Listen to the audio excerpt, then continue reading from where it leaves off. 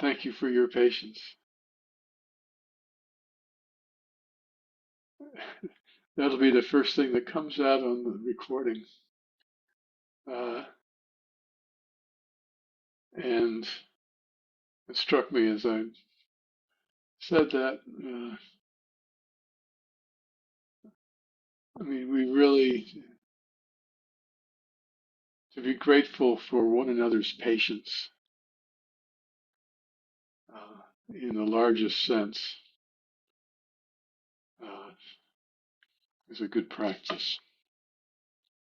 And to be grateful for our own patience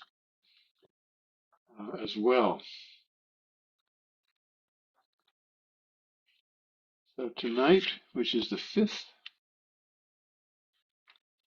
of October 2022, we're continuing in that last of the 7 points of mind training. And there are a couple of slogans that I'll focus on tonight. The first one is the 44th slogan. How about that, 44th slogan? Which in this book,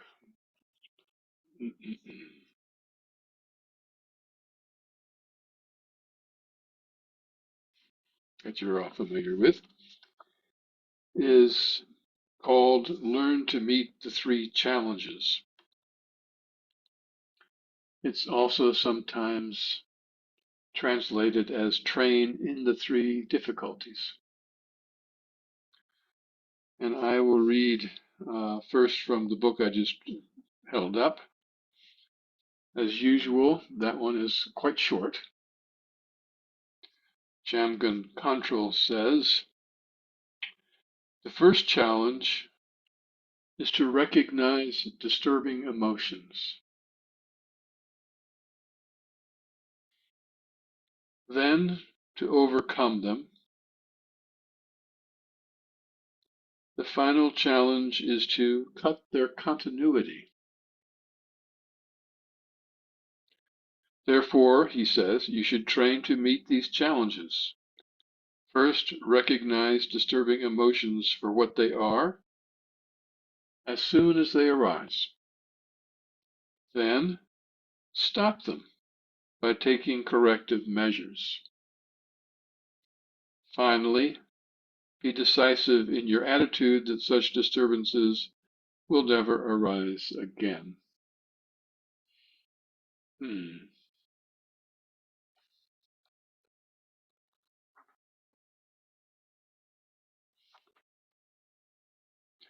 Let me just give my thoughts on some of those things before I get into B. Alan Wallace's commentary. The first challenge is to recognize disturbing emotions. Another way of putting that is to recognize when the ego self has arisen. Because when it does, that's what you see. It arises when it sees things needing to be different than what it would like, one way or the other. And it may grasp or avert, or, fear may arise, anxiety may arise, desire may arise, lust may arise, envy, jealousy, fill in the blank. All those things arise, and all of them are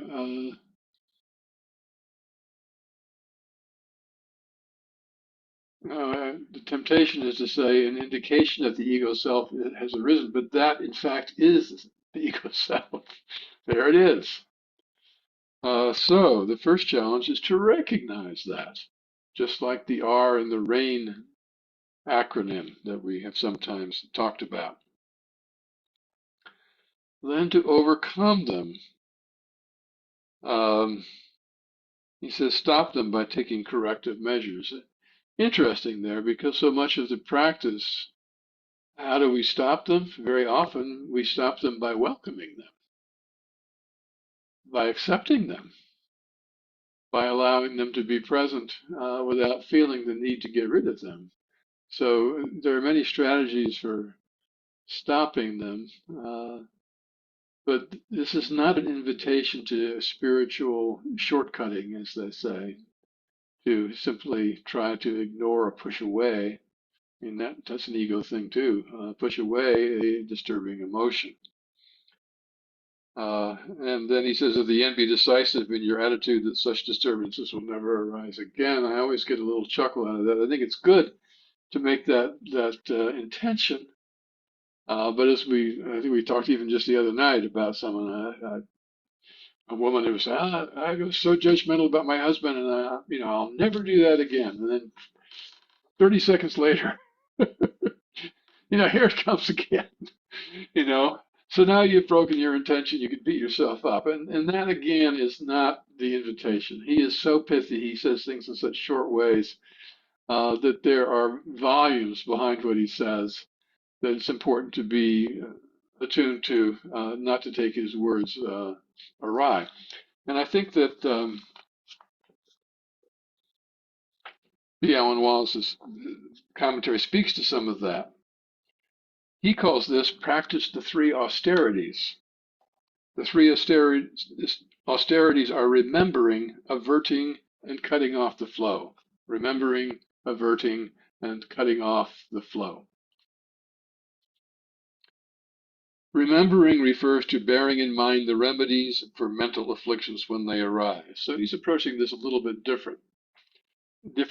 He's not saying simply to recognize. To my mind, that's really huge. We have to recognize these things. And he talks about warfare analogies and having various weapons. You could also talk about a physician analogy of what you have in your medicine box to deal with what arises. And he specifically suggests, being aware of the slogans, and one of the jumps to my mind immediately is when that arises, where do we look for the cause? It's the roll all blame. Their language sometimes is on the harsh side, but you know, it's not out there. Uh, and his second one is averting. Again, he uses a warfare tactic analogy. There are many people who are not pleasant, and many calamities occur in the turbulence of daily life. There are bound to be occasions when mental affliction will be poised to engulf you, when a wave of righteous indignation or contempt, those are good ones, is about to inundate your mind. Definitely been there. With practice, you will begin to see this approaching. My experience of that is body sensations. There are thoughts that can come and go, but when the body starts to be involved and I can feel the tension or the flushing or whatever, it's a real clear indication. Ring the bell. These things are coming. Don't just get swept away, he says. Avert. When you recognize oncoming distortions of your mind, and notice how he puts that. All these things that arise that are afflictive emotions are distortions of the mind, the ego mind. Direct your attention to them thinking, I see you coming, anger, jealousy, and you're not going to capture me. Recognize the affliction, and sometimes that's all it takes. That's all it takes. And there he's using what our other friend saw as the first part of it, recognizing. Recall the specific antidote, and there are many, and avert by moving out of the path of the affliction. So what might you do? Anger's arising, and you might say, causes and conditions. I know that this is happening not because of this thing that looks like a solid entity, but because of all the causes and conditions behind the arising of this moment. The causes and conditions in that one and the causes and conditions in this one are all arising at this moment in this way. So there's one of the antidotes to use. Another one would be the recognition that none of this is has any solidity or independence. It is all dependent on the other things around it in so many ways. In other words, in short, it's empty of any independence. It inter-is with everything else. Um, and in that way, you avert moving out of the path of the affliction. Uh,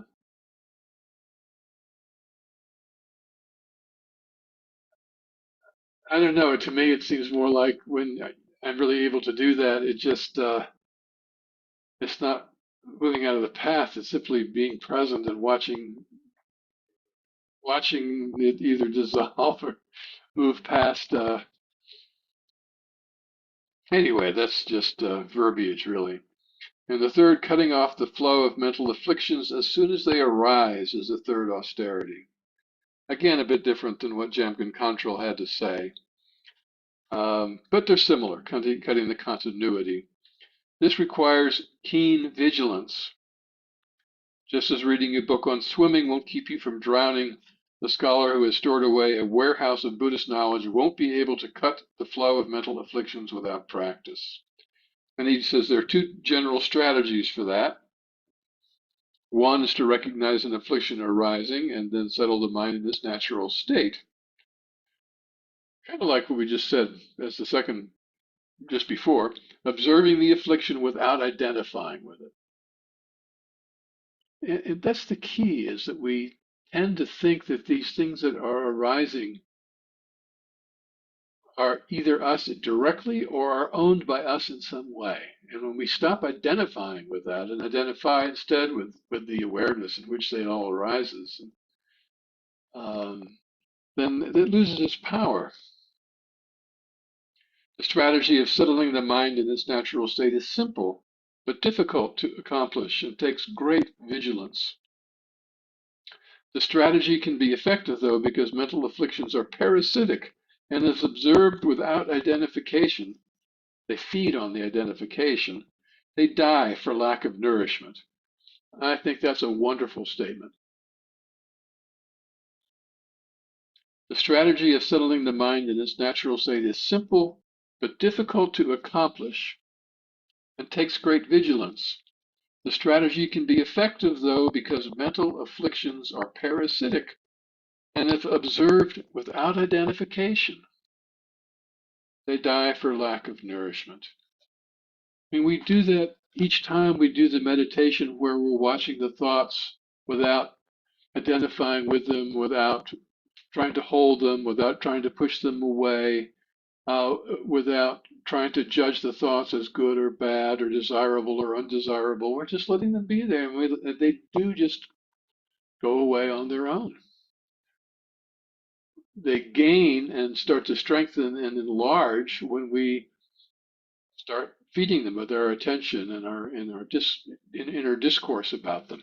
So he's saying, yeah, just like in meditation, you see the thought, you don't give it any energy, and lo and behold, it dies away.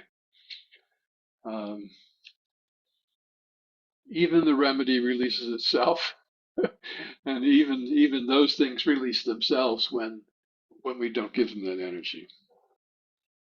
Um, The second strategy to cut the flow before getting dragged into the vortex of afflictions, well put. Sometimes it feels like that, doesn't it? We just get sucked in, and there we are with all our habit energy. Um, is to apply a specific antidote, such as the cultivation of relative and ultimate bodhicitta. Um, it is helpful to keep in mind that the defining characteristic of a mental affliction is something that disrupts the equilibrium of the mind. Um, to discern experientially whether your mind has succumbed to a mental affliction, check the mind's balance and equilibrium. If it's disrupted, then it's under the influence of an affliction. An interesting check. And it can be very subtle, to things begin to be present and Just a mild irritation, for example, that can eventually build. Be aware of even that.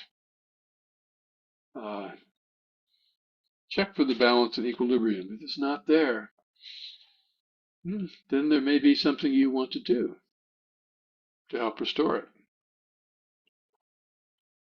He goes on, when you practice breath awareness, some degree of mental balance is likely to arise. There are also times when the mind is relatively balanced without meditating.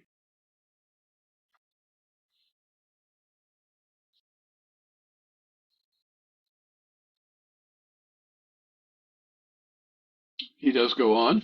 I won't go on right now. Well, I will read this paragraph. It's kind of a good little example here. Suppose your feelings are hurt by an insult, or someone is needing to explain to you if something you've known for a long time and could explain better than them. Sometimes they get genderized. It's called mansplaining when a man does it to a woman. There are other words for it when it goes the other way. Which, it's human. It isn't gender specific. So he says the insult didn't directly cause your unhappiness. Rather, the insult triggered a sense of pride. You identified with your sense of pride, and that identification destroyed your mental equilibrium.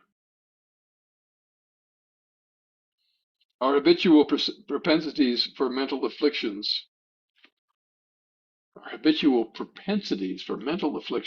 we are predisposed, aren't we, are triggered by outside circumstances, then the problem is compounded, or really created, by grasping onto and identifying with our own afflictive responses.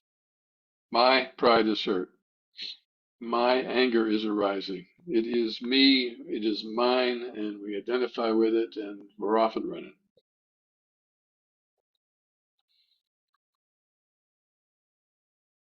He also notes that when these arise, we're always in a conceptual mode. So if we can move out of a conceptual mode, then they won't be there. Now, the fact that you're in a conceptual mode, he goes on, doesn't mean that afflictions are there. I mean, you can be in conceptual mode when you're doing Tonglen meditation or when you're doing other kinds of reflective meditations that can be quite positive. Um,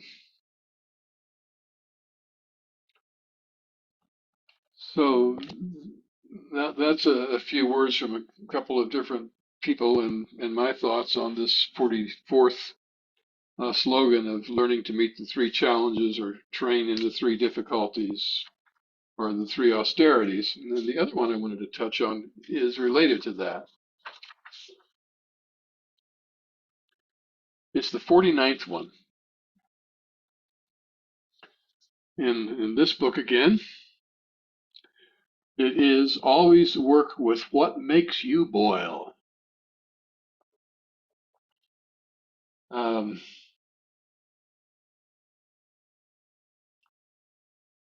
Always meditate on what provokes resentment. And Alan says, meditate constantly on the distinctive ones, referring to those who arise as your adversaries, like thorns in your side. So, Jamgon Kongtrul says, meditate by skillfully bringing out extra love and compassion for subjects that present difficulties in mind training. So he's not turning away here or doing something to block. He is reaching out, moving toward extra love and compassion for subjects that present difficulties in mind training, aggressive enemies, troublesome obstacles, particularly those who act perversely and respond to your help by making trouble. People who compete with you, heaven forbid that we would compete with them, right? Casual friends, people who are troublesome even though there is no bad feeling, are those with whom we just don't get along. Um, and then there are those with whom you have a close relationship, of course. So what does he say? Bring out extra love and compassion. It reminds me a little bit of some instructions for dream yoga. That when you run across a character in a dream, and if you're dreaming lucidly and you know you're in a dream, um, hang on, I'm forgetting his last name. It's Charlie somebody. Um, his instruction in that situation is if they're attacking you physically, you grab them and you tell them that you love them. And you're quite sincere about this, and you hold them in that way. And I think that outside of dream yoga, in our own meditative types of practices, we can do exactly the same thing.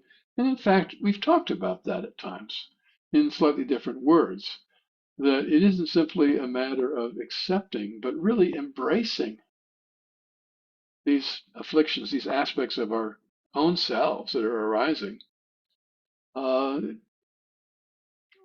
with a sense of, it's really odd, acceptance, that we're really accepting and embracing with no intention to make them go away. You know, we've talked about that a number of times, but here it is again, and it's such a good thing to remember. Um, and Alan Wallace says the distinctive ones referred to here are those who arise as your adversaries like thorns in your side. Dharma practice can fall apart when tested by those who harm you and those who you resent. Meditate constantly on these distinctive people. Bring them to mind. These people provide a test, and I would have said actually provide an opportunity. When your practice is going well, you might come to the conclusion that you're a holy person, maybe a bodhisattva, and maybe you are. Anyway, he didn't say that. He said maybe a bodhisattva. But it is meeting people who harm you for no apparent reason that really tests the strength of practice, or another way of putting it, gives you an opportunity to practice very deeply. Distinctive people are the ones who help us by showing us what we need to work on. These are the ones that the phrase, be grateful to everyone and everything, really applies to. So once again, these slogans from before are coming in. But for me, sort of one of the main points of that last slogan, I like that when your blood boils, because man, when the blood is boiling and the righteous indignation is really popping, for me at least, there can be less of a tendency to even want to recognize afflictive emotions that are arising and to see them for what they are. So, both of these slogans say use all you have available to recognize your state of mind at the time that it's happening. And be aware of all different ways you can work with these things, on which we touched several just right now. Um, so once again, here in this seventh point, it doesn't bring on anything new, but it accentuates and reinforces the ultimate bodhicitta, the relative bodhicitta that is the heart of the practice, and also strongly reinforces that this is the path. Adversity is the path. This is what will ultimately allow us freedom.